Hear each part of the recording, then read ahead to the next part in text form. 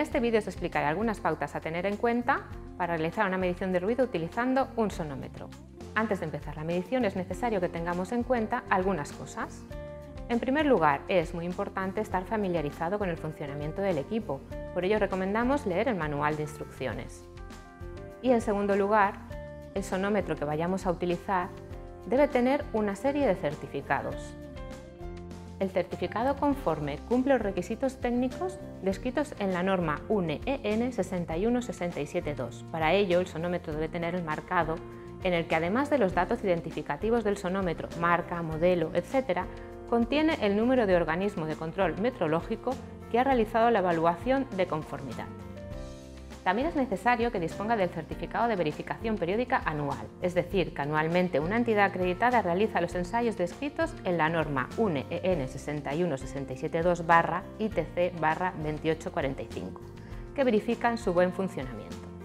El sonómetro que supera esta verificación lleva una etiqueta con el logo de la entidad que le ha realizado y el año, es como la ITV de los coches.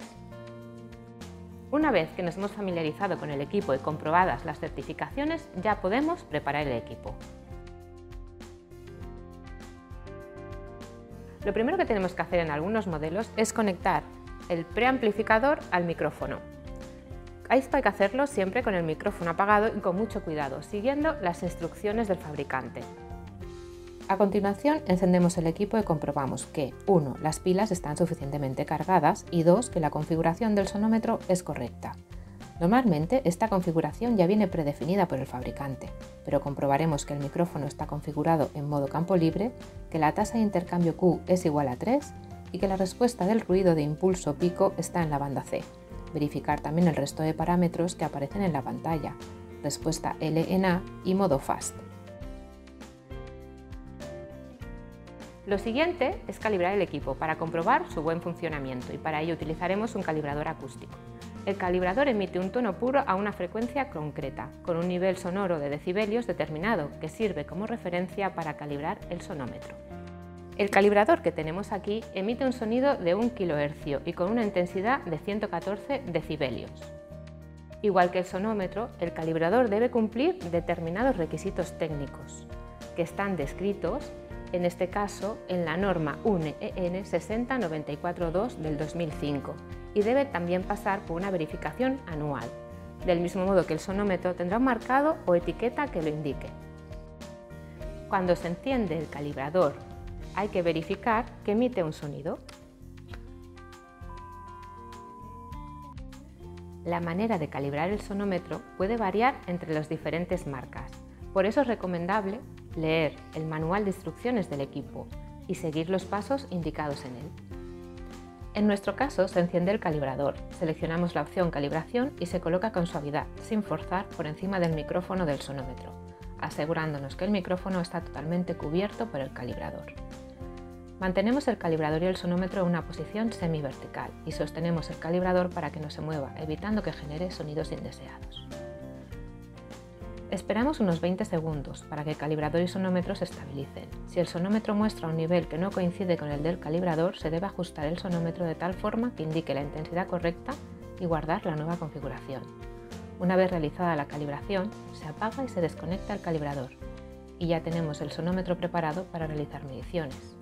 Es recomendable calibrar el equipo para cada serie de mediciones que se realizan en una determinada área de trabajo. Durante la calibración no es aconsejable colocarlo sobre una superficie horizontal, ya que puede impedir que el calibrador se conecte bien al micrófono y nos podría dar una lectura errónea. En algunos sonómetros es necesario indicar el rango de decibelios que utilizaremos en las mediciones. En nuestro caso elegiremos entre 70 y 140 decibelios, que cubren el rango en el que se encuentran los valores de referencia mencionados en el Real Decreto 286/2006 sobre ruido. Consulta también en el manual de instrucciones de tu equipo para saber si existen factores que puedan influir en su correcto funcionamiento. Estos factores pueden ser, por ejemplo, la temperatura, la humedad relativa o la presencia de determinados campos electromagnéticos. Antes de realizar las mediciones hay que tener bien definida la estrategia de medición y ello depende a su vez del objetivo que nos hemos planteado. Si queremos valorar la eficacia de una medida de control o identificar una determinada fuente de ruido, la estrategia será diferente de cuando queremos hacer la evaluación de riesgos por exposición a ruido. En cualquier caso, deberemos definir en qué puestos o lugares de trabajo realizaremos la medición, durante cuánto tiempo y en qué momentos, y también cuántas veces.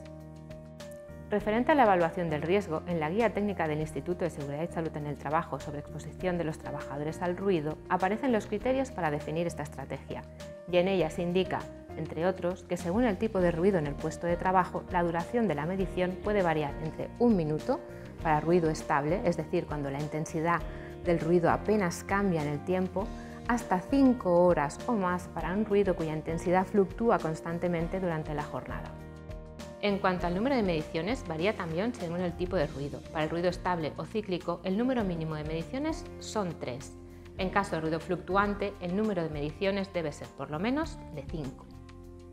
Como veis, para poder definir una estrategia de medición adecuada, es indispensable tener un buen conocimiento de las condiciones de trabajo, tener identificadas las posibles fuentes de ruido y las tareas que se realizan.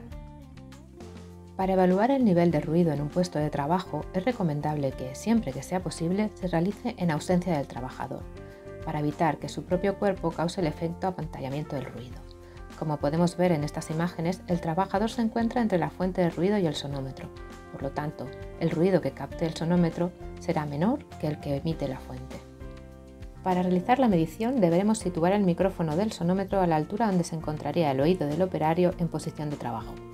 Si la presencia del trabajador o la trabajadora es necesaria para no interrumpir el proceso, se debe posicionar el micrófono a unos 10 centímetros del oído más expuesto y evitar el apantallamiento producido por el cuerpo, como ya hemos visto.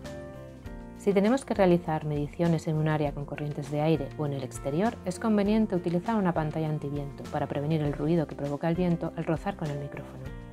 Según el tipo y modelo de sonómetro, podremos ver en la pantalla los valores de diferentes parámetros. Por ejemplo, este sonómetro nos muestra el nivel de ruido, ponderación A en este momento, el nivel de ruido máximo registrado hasta ahora, el nivel de ruido mínimo registrado también hasta ahora, el nivel de ruido equivalente hasta el momento, es decir, el nivel de ruido medio registrado, y por último el nivel de pico, ponderación C, registrado también hasta el momento.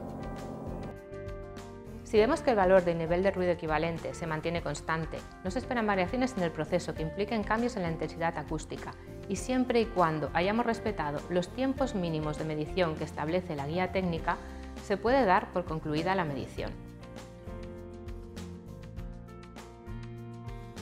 Tras finalizar la medición, anotaremos los valores obtenidos, las condiciones en las que se ha realizado, el tiempo que el trabajador está expuesto y cualquier incidencia que pueda haber ocurrido y que pueda afectar al resultado de la medición. Asimismo, es recomendable indicar en un boceto o dibujo dónde se ha realizado la medición, en qué dirección hemos orientado el micrófono, así como el tiempo de exposición que es necesario para calcular el nivel equivalente de una jornada laboral. Una vez terminadas una serie de mediciones, se debe volver a calibrar el equipo. Si el resultado de la calibración difiere en más o menos 1 decibelio, deberemos rechazar la medición. Para la evaluación del riesgo, se deberán comparar los resultados obtenidos con los fijados en el Real Decreto 286 del año 2006.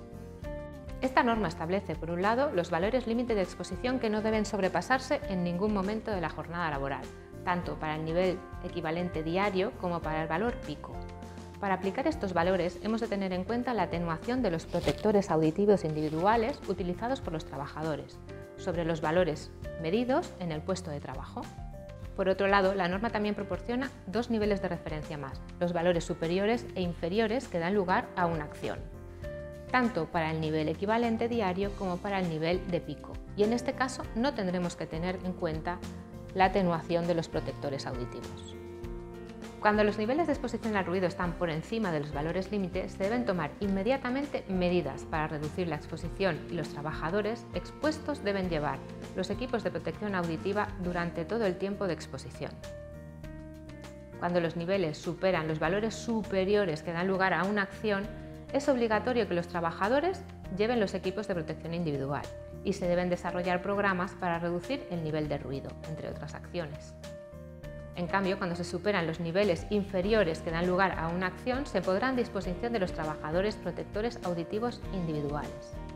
El Real Decreto también establece la obligación de efectuar mediciones como mínimo cada año en los puestos de trabajo en los que se sobrepasen los valores superiores de exposición que dan lugar a una acción, o cada 3 años cuando se sobrepasen los valores inferiores de exposición que dan lugar a una acción.